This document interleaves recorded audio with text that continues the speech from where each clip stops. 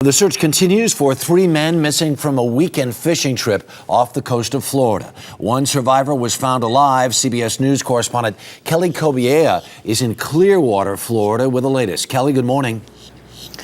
Good morning, Harry. 3 of those 4 friends who left for a deep-sea fishing trip Saturday morning out of these docks still haven't been found, despite a search throughout one of the coldest nights this season in the Tampa area.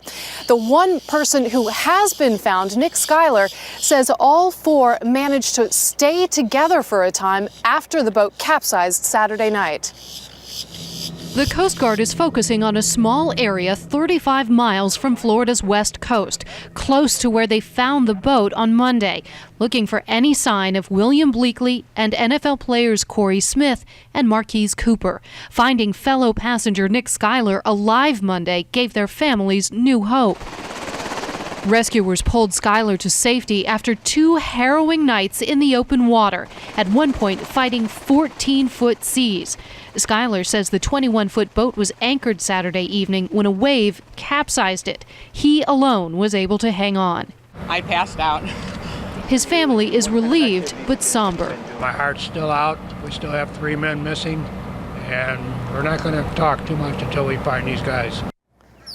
Water temperatures in the Gulf of Mexico range in the low to mid-60s. Typically, hypothermia will set in the first couple of days, but because these men are so strong and fit, they may be able to fight it off longer. Harry? Kelly Cobiella in Florida this morning. Thanks so much. Joining us from St. Petersburg, Florida, Captain Timothy Close of the U.S. Coast Guard. Good morning, sir. Good morning to you. Can you give us the status of this ongoing search operation? Yes, sir. We continued to search all night long. We had several Coast Guard cutters out searching.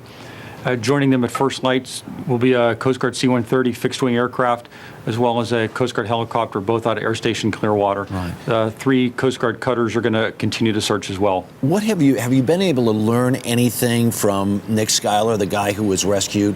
He had a life jacket on. He was clinging to this boat. Was he able to tell you anything about whether the others had life jackets on or had any sort of life-saving devices? Yes, sir. We were able to get some information out of Mr. Schuyler. He obviously was very physically exhausted, cold, dehydrated as well.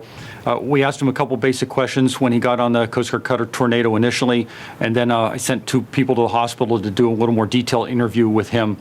As I said, he was very physically exhausted. We were able to get some information out of him in terms of where the boat actually was initially. We learned that the boat initially had been anchored and that the boat had capsized while they were trying to raise the anchor. Mm-hmm. Some of that information gave us a little better time frame and a little better positional information that allowed us to refine the search. The key aspect in shrinking the search size, though, was actually the location where the boat was found. Right. That enabled us to take a very large search area and reduce it to something significantly smaller. And was he able to tell you whether or not these guys had life jackets on? We know that at one point all 4 of them did have life jackets on. Yes, sir. What is the likelihood, and this is the tough question of the morning, of being able to survive 3 nights out there in this cool water? Yes, sir. I don't want to speculate on that. What I can tell you, we still have a search ongoing, and we've been searching continuously since we got the initial report very early Sunday morning. All right, Captain Close, thanks so much for your time this morning, and good luck. Yes, sir. Thank you. All right. Now here's Maggie.